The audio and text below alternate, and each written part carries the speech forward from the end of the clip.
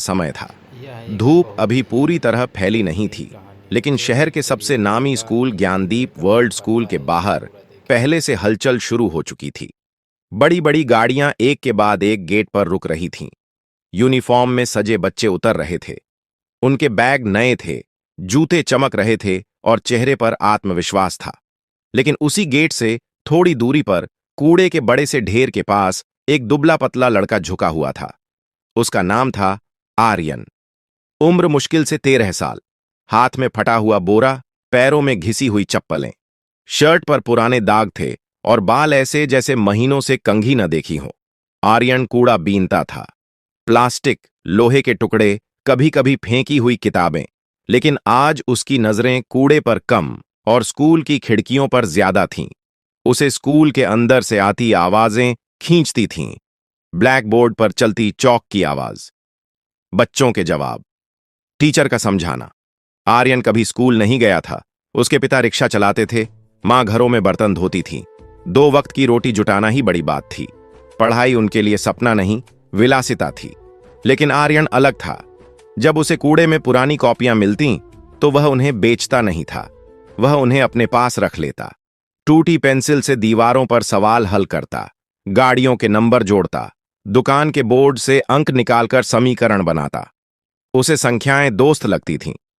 उस दिन जब वह स्कूल की दीवार के पास खड़ा था, तभी अंदर से तेज आवाज आई, यह सवाल पूरे शहर में कोई हल नहीं कर पाया। आवाज थी स्कूल के प्रिंसिपल श्री अरविंद चौहान की। वह अपने गुस्से के लिए मशहूर थे। आर्यन जाली के पास खिसक आया। अंदर 12वीं की स्पेशल मैथ क्लास चल रही थी। बोर्ड पर एक लंबा उलझा हुआ गणितीय सवाल लिखा था, इंटीग्रल, लिमिट और कुछ ऐसे चिन्ह जिन्हें आम छात्र देखकर ही घबरा जाएं। एक महिला टीचर बोली, सर, यह सवाल तो यूनिवर्सिटी लेवल का है, बच्चे इसे नहीं कर पाएंगे। प्रिंसिपल ने टेबल पर हाथ मारा। अगर यहां कोई जीनियस है तो आज साबित करे। जो इसे हल कर देगा उसे मैं 50 लाख रुपए दूंगा। क्लास में सन्नाटा छा गया। आर्यन की आंखें चमक उठीं। उसे पैसे की कीमत पता थी। 50 लाख मतलब उसकी पूरी बस्ती बदल सकती थी। लेकिन उससे भी ज्यादा उसके अंदर कुछ और जाग चुका था। वह सवाल उसे पुकार रहा था। उसने जाली कसकर पकड़ी। नंबर उसकी आंखों में उतर रहे थे। दिमाग तेजी से चलने लगा और उसी क्षण दीवार के इस पार खड़े एक कूड़ा बीनने वाले लड़के ने तय कर लिया कि वह इस सवाल को समझेगा, चाहे कुछ भी हो। क्लास के अंदर माहौल भारी था। बोर्ड पर लिखा सवाल किसी पहेली जैसा लग रहा था। अंकों की लंबी श्रृंखला, जटिल चिन्ह और नीचे मोटे अक्षरों में लिखा, सिद्ध करो कि यह समीकरण केवल शून्य पर संतुलित होता है। प्रिंसिपल अरविंद चौहान पूरे आत्मविश्वास से खड़े थे। उनकी आंखों में चुनौती थी। मैंने यह सवाल देश के बड़े बड़े प्रोफेसरों को भेजा है, उन्होंने ऊंची आवाज में कहा। अब तक कोई स्पष्ट समाधान नहीं आया। अगर इस स्कूल का कोई छात्र इसे हल कर दे तो मैं 50 लाख रुपए इनाम में दूंगा, नकद। क्लास में फुसफुसाहट शुरू हो गई। कुछ बच्चों की आंखों में लालच था, कुछ के चेहरे पर डर। उसी समय गणित की senior teacher Meera Mehra madam कुर्सी से उठीं। वह सख्त स्वभाव की मानी जाती थीं। उन्होंने हल्की मुस्कान के साथ कहा, सर, यह सवाल प्रतिभाशाली रिसर्च स्कॉलर्स के लिए है। हमारे बच्चे अभी उस स्तर पर नहीं हैं और बाहर खड़े किसी कूड़ा बीनने वाले को तो भूल ही जाइए। क्लास में कुछ बच्चे हंस पड़े। जाली के बाहर खड़ा आर्यन सब सुन रहा था। कूड़ा बीनने वाला, ये शब्द उसके कानों में गूंजने लगे। उसे चोट लगी, लेकिन गुस्सा नहीं आया। अजीब बात थी, अंदर कहीं एक शांति थी, जैसे उसे पता हो कि जवाब शब्दों से नहीं, काम से दिया जाता है। घंटी बजी। क्लास खत्म हुई। बच्चे बाहर निकले। कुछ बोर्ड की फोटो खींच रहे थे, कुछ सिर हिला रहे थे। 50 लाख तो दूर, यह सवाल समझ भी नहीं आ रहा, एक छात्र बोला। आर्यन धीरे से पीछे की तरफ चला गया। वह जानता था कि सामने से जाने पर गार्ड उसे भगा देगा। उसे स्कूल का पिछला टूटा गेट मालूम था, वहीं से वह कभी कभी खाली बोतलें उठा लेता था। उस दिन उसने कूड़ा बीनना जल्दी खत्म किया। बोरे में ज्यादा कुछ नहीं था, लेकिन दिमाग में वही सवाल घूम रहा था। घर पहुंचकर उसने बोरा एक कोने में फेंका। मां खांस रही थीं। पिता अभी लौटे नहीं थे। आर्यन ने दीवार पर कोयले से वही चिन्ह बनाने शुरू किए जो उसने बोर्ड पर देखे थे। उसने हर स्टेप याद करने की कोशिश की। इंटीग्रल के नीचे की सीमा, एक्स का पावर, लॉगरिथम का चिन्ह। वह आंखें बंद कर लेता और बोर्ड उसकी आंखों के सामने आ जाता। सिद्ध करो कि केवल शून्य पर संतुलन है, वह बुदबुदाया। अगर सब कुछ शून्य पर टिकता है तो शुरुआत भी वहीं से होगी। रात गहराती गई। बाहर शहर सो गया, लेकिन एक झुग्गी के भीतर एक कूड़ा बीनने वाला लड़का गणित से जूझ रहा था। उसे 50 लाख से ज्यादा अपनी इज्जत जीतनी थी। रात के करीब 12 बजे होंगे। झुग्गी बस्ती में सन्नाटा था। कहीं दूर कुत्तों के भौंकने की आवाज आ रही थी। आर्यन की आंखों में नींद नहीं थी। दीवार पर कोयले से लिखे समीकरण धुंधले हो चुके थे। उसने बार बार वही स्टेप दोहराया, लेकिन बीच में कुछ अटक रहा था। सीमा बदलनी होगी, उसने खुद से कहा। अचानक उसे याद आया, बोर्ड पर एक छोटा सा टर्म था जिसे बाकी बच्चों ने शायद नजरअंदाज किया होगा। वही कुंजी थी। उसका दिल तेज धड़कने लगा। वह उठ बैठा। उसे महसूस हुआ कि जवाब करीब है, बहुत करीब। लेकिन उसे असली बोर्ड देखना होगा, पूरा सवाल, साफ अक्षरों में। उसने मां की तरफ देखा। वह सो रही थीं। पिता अभी तक लौटे नहीं थे। आर्यन धीरे से बाहर निकला और स्कूल की तरफ दौड़ पड़ा। ज्ञानदीप वर्ल्ड स्कूल की इमारत रात में और भी भव्य लग रही थी।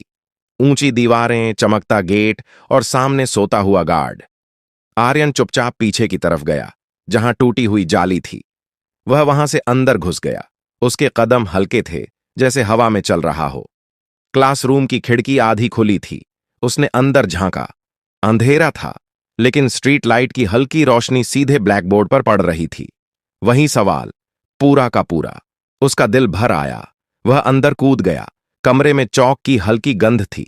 लकड़ी की बेंचें सजी थीं। सामने विशाल बोर्ड, जैसे किसी पहाड़ की चोटी। आर्यन धीरे से टीचर की टेबल तक गया। वहां एक छोटी चौक पड़ी थी। उसने उसे उठाया। पहली बार उसने असली ब्लैकबोर्ड पर चौक पकड़ी थी। उसके हाथ कांप रहे थे। अगर पकड़ा गया तो? एक पल को डर आया, लेकिन तुरंत दूसरा विचार आया। अगर नहीं किया तो?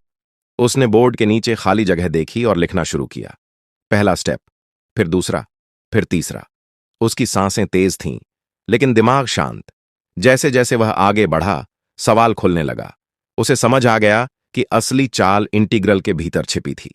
सीमा बदलने से पूरा समीकरण सिमट जाता था। वह तेजी से लिखने लगा। कमरे में सिर्फ चौक की खटखट की आवाज थी। समय बीतता गया। करीब 2 घंटे बाद पूरा बोर्ड भर चुका था। आखिर में उसने एक बॉक्स बनाया और उसमें जवाब लिखा। शून्य। वह पीछे हटा। सवाल, जो पहाड़ जैसा लग रहा था, अब एक सीधी रेखा जैसा लग रहा था। आर्यन की आंखों में चमक थी। उसने चौक वापस रखी, खिड़की से बाहर कूदा और अंधेरे में गुम हो गया। उसे नहीं पता था कि सुबह क्या होगा। बस इतना पता था, उसने अपना काम कर दिया है। सुबह ठीक 8 बजे प्रिंसिपल अरविंद चौहान तेज कदमों से क्लास में दाखिल हुए। उनके पीछे मीरा मेहरा मैडम और कुछ सीनियर टीचर्स भी थे। आज फैसला होना था। तो बच्चों, प्रिंसिपल ने व्यंग्य से कहा, किसने जीते 50 लाख? पूरी क्लास खामोश थी। टॉपर राघव खड़ा हुआ। सर, हमने कोशिश की, पर यह सवाल हमारे स्तर से बाहर है। मीरा मैडम ने सिर हिलाया, जैसे उन्हें पहले से ही जवाब पता हो। प्रिंसिपल बोर्ड की तरफ मुड़े और अगले ही पल उनके कदम रुक गए। पूरा बोर्ड भरा हुआ था, नीचे से ऊपर तक साफ, क्रमबद्ध स्टेप्स। हर परिवर्तन तार्किक, हर लाइन जुड़ी हुई। क्लास में हलचल मच गई। ये किसने किया? प्रिंसिपल धीरे धीरे आगे बढ़े। उन्होंने चश्मा ठीक किया। एक एक स्टेप पढ़ने लगे। उनका चेहरा बदल रहा था। यह तो। मीरा मैडम भी पास आ गईं। उन्होंने 5वां स्टेप पढ़ा, फिर 7वां, फिर 12वां। उनकी भौहें सिकुड़ गईं। सर, यह तरीका तो हमने कभी पढ़ाया ही नहीं। प्रिंसिपल ने गहरी सांस ली। लेकिन यह गलत भी नहीं है। उन्होंने आखिरी बॉक्स में लिखा हुआ शून्य देखा। कुछ सेकंड सन्नाटा रहा।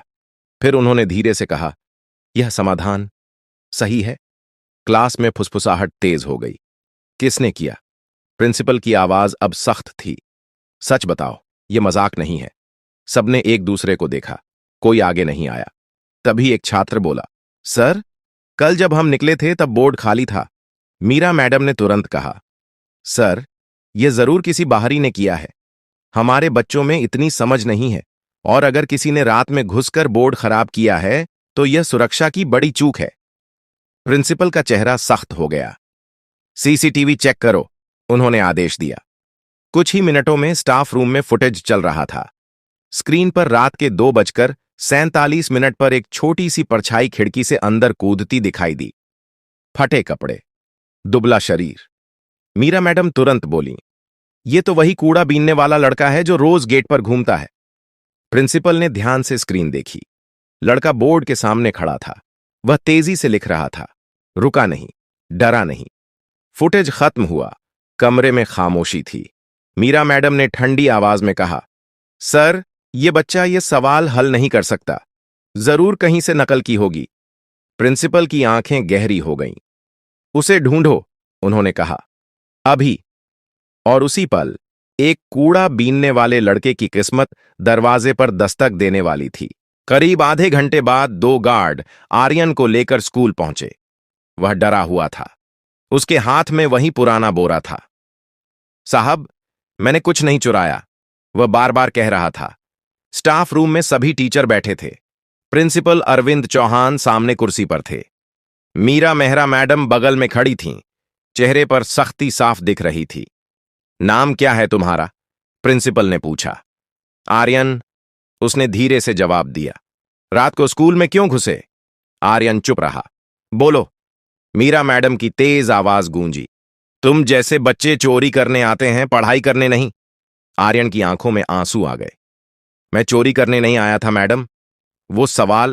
वो मुझे सोने नहीं दे रहा था। मैं बस उसे देखना चाहता था। फिर लिखने लगा। मीरा मैडम हंस पड़ी। सर, देखिए, कहानी बना रहा है। इतना बड़ा सवाल और यह।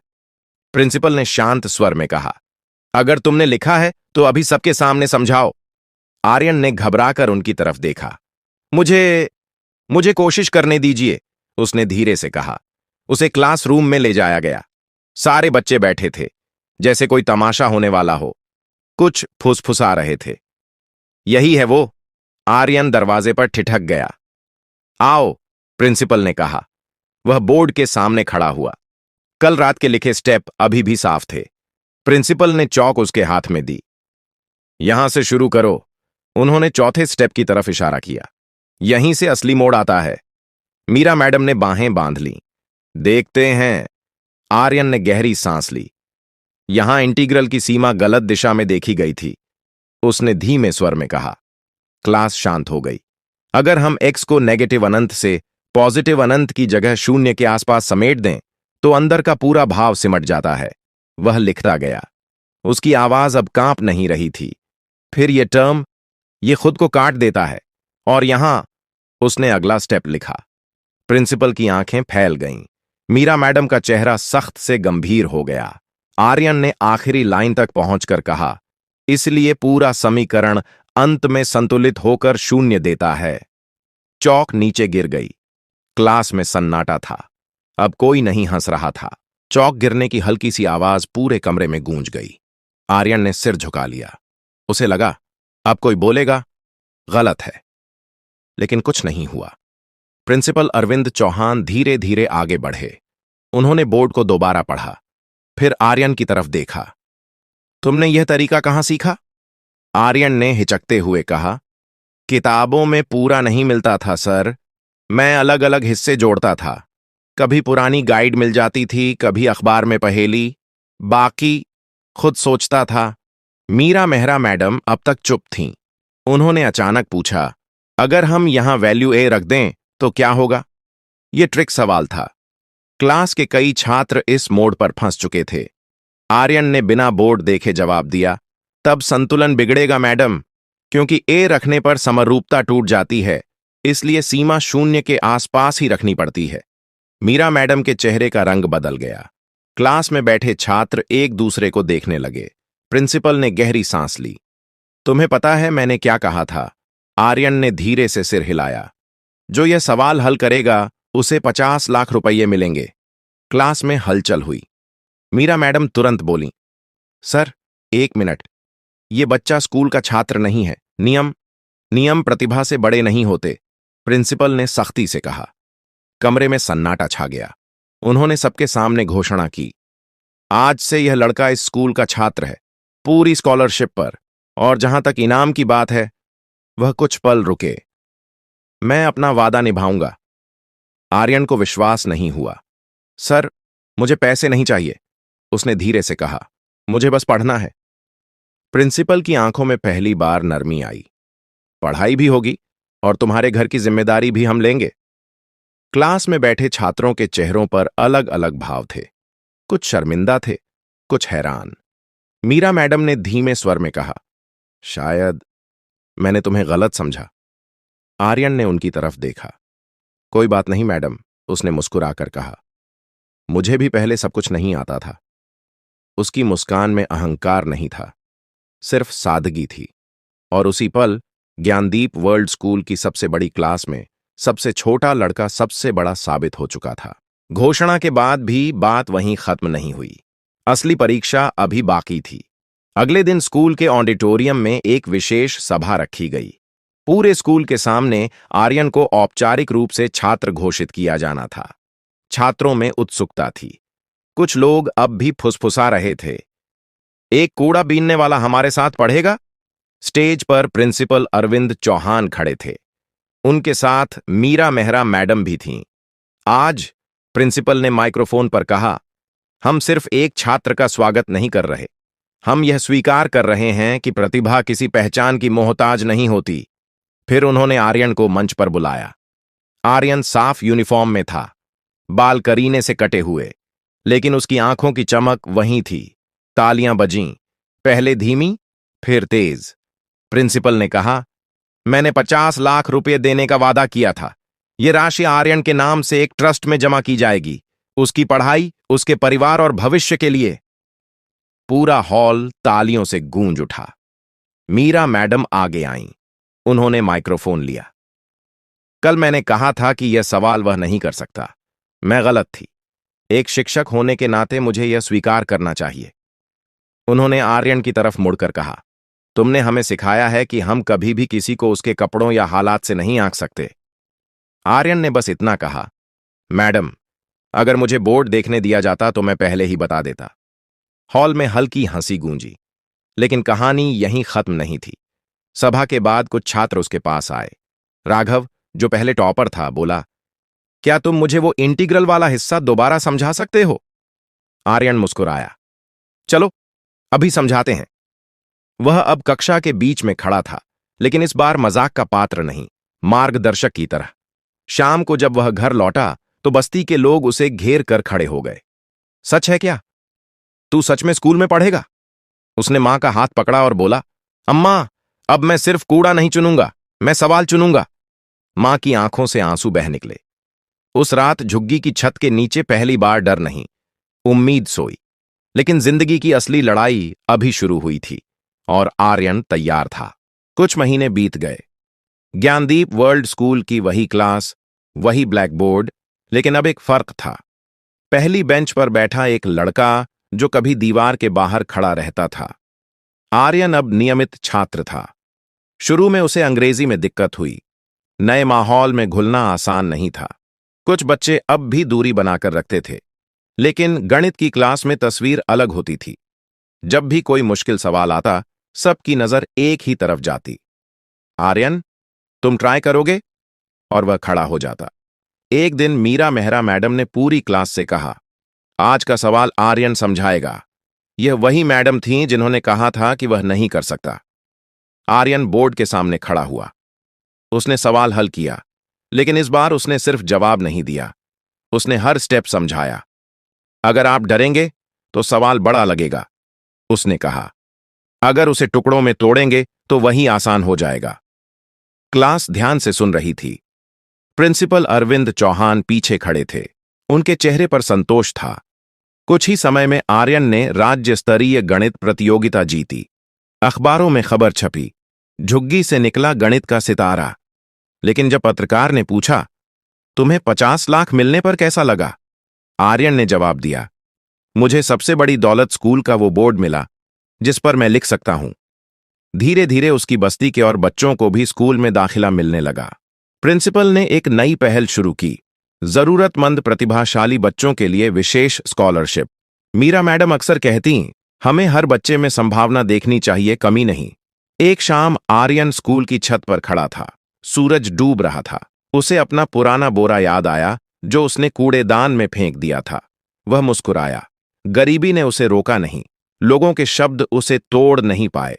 उसने समझ लिया था, असली अमीरी पैसे से नहीं आती, असली अमीरी दिमाग और हौसले से आती है। और उस दिन जब उसने फिर एक मुश्किल सवाल हल किया तो उसे 50 लाख से ज्यादा खुशी मिली, क्योंकि अब वह सिर्फ सवाल नहीं सुलझा रहा था, वह सोच बदल रहा था। और शायद यही किसी भी इंसान की सबसे बड़ी जीत होती है।